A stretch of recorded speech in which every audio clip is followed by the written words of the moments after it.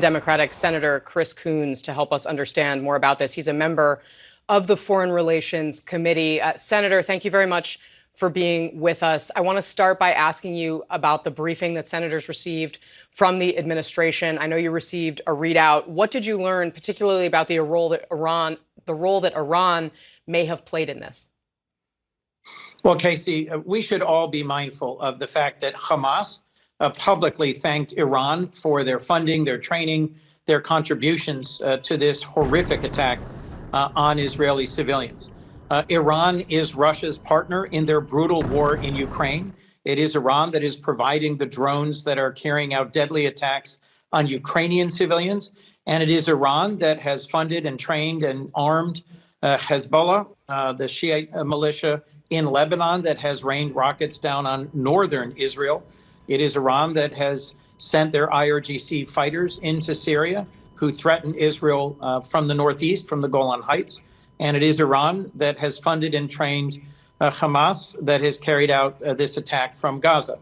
Hamas is a Sunni Islamist group that is designated as a terrorist organization by the United States. So whether or not there is specific intelligence about a direct Iranian role in planning this specific attack, there is lots of evidence of active engagement by Iran in supporting the organizations and groups that have caused chaos in the Middle East now for years. And I think this means it is more important than ever that even as Israel is looking to come together politically to strengthen their defense forces, that we in the Senate and in Congress need to also come together to confirm an ambassador to Israel, an ambassador to several other Gulf states and Middle Eastern states where we don't currently have ambassadors. How quickly can you do that, some sir? of the partisan antics that have gotten in the way of a robust defense of Israel. How quickly can you do that, confirm the ambassador to Israel? We could do it next week in a matter of days. Okay. Do you anticipate a classified briefing that might help you learn more information about the Iranian role as you outline? I do. Is that on the calendar yet? I'm in a number of different embassies. I'm in Europe this week. I'm in the Netherlands right now. I just finished a very positive, productive meeting with the Prime Minister and National Security Advisor of the Netherlands. They're one of our trusted, close NATO allies who've been great partners, both in our long engagement in Afghanistan and Iraq, and now in our work together to push back on Russia's brutal invasion. But I have not yet had a classified briefing in an American embassy. Sure. I'm hoping to do so in the next few days. Okay. What, if anything, did you learn from the unclassified briefing that officials gave last night about the status of Americans killed or perhaps taken hostage here? That there are Americans who've been killed, that there are concerns that there are Americans who may well be being held hostage in Gaza. And that more than anything, we are determined to show our strong support for Israel, to back its right to self-defense, and to make clear the distinction between a terrorist attack on civilians and other state-to-state conflict. Look, we're at the 50th anniversary of the Yom Kippur War, which was an attack on Israel by nation states.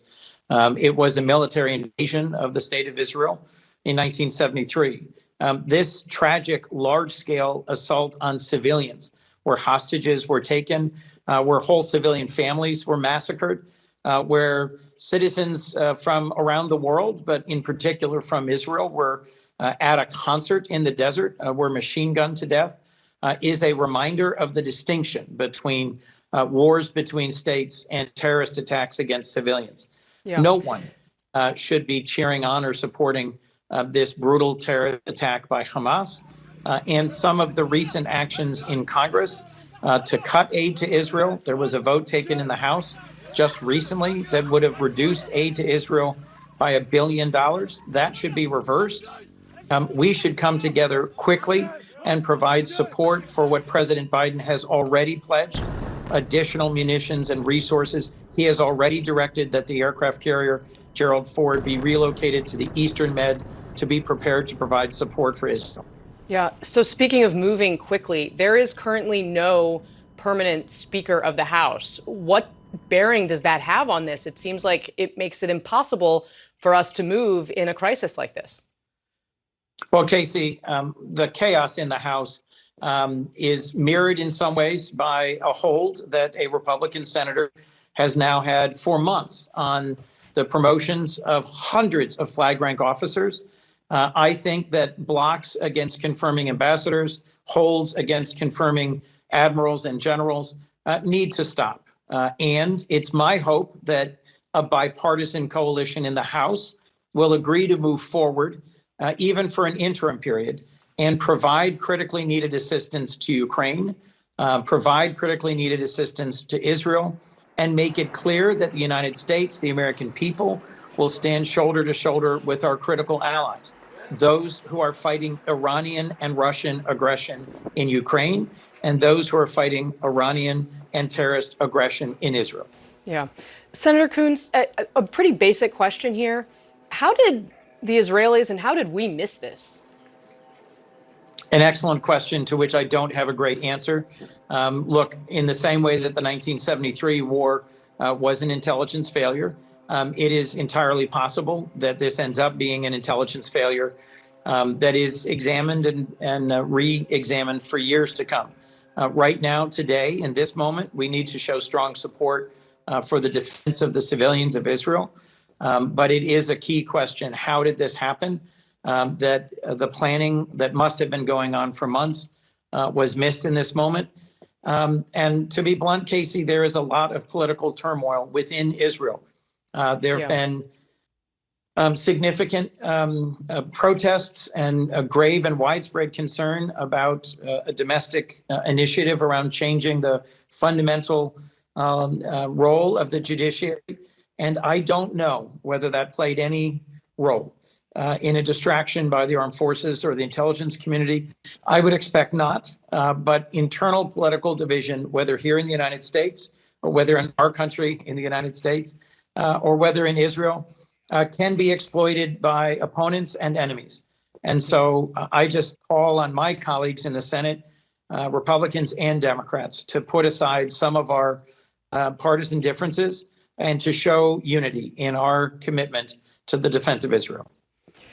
Senator, a very important point about the domestic situation. The international situation as well may have played a role here. How much do you think the normalization pact under negotiation facilitated by the United States between Saudi Arabia and Israel has to do with what we're seeing unfold on the ground? I think it may very well have encouraged or inspired Iran and more specifically Hamas to take aggressive terrorist action to try and destabilize Israel and to try and drive apart the closening relationship between the Saudi kingdom and Israel. There are many of us in the Senate who have been actively discussing what the path forward might look like for normalization. That would be a game changer for the Middle East. And that would show a path forward towards ending the Arab-Israel conflict. I think that reconciliation can only happen with some significant accommodation for Palestinian concerns, investment in Palestinian opportunity, and a clear path towards there being a Palestinian role in the next stage. A two-state solution is something I have long supported, as has President Biden. And I do think that seeing the prospect of a normalization between Israel and the Saudis was something that may very well have precipitated this broad spectrum horrific attack. All right, Senator Coons, we have just about 2 minutes here, but before I let you go, I want to ask you, the Biden administration sent an incredibly large amount of money to Iran in the course of hostage negotiations. Do you think in hindsight that's going to be looked at as a mistake? Kasie, it's important to be accurate. They did not send an incredibly large amount of money directly to Iran. Well, they sent it to Qatar to be on pass, yes. They sent it to Qatar to be released only for humanitarian purposes, and those funds have not yet been released at all for humanitarian purposes. So those who are busy on the internet blaming our president for helping fund or facilitate this attack are not being truthful. It is something that has raised a lot of concerns, but it's important for us to be truthful. that these were frozen Iranian assets that are not in Iran and are being held in Qatar and to be released only for humanitarian purposes. And you don't think they saw that and are counting on it in the context of this crisis? I don't think that is financing this crisis, and I think those who are saying so are not being truthful. I also, frankly, think it is regrettable that some of those running for president and some of those I serve with have been directly criticizing and attacking our president in this moment, blaming him for inciting this incident. I think we should all find a moment to come together and to say that we can confirm ambassadors, that we can provide financial support to Israel, and that we can stand shoulder to shoulder with Israel in this key moment of national distress, and that we can find a path forward to support our common purpose in Ukraine, in Israel, and throughout the world. All right, Senator Chris Coons, very grateful to have you this morning as we watch all of these unfold. Thank you very much for your time. Thank you, Kasie.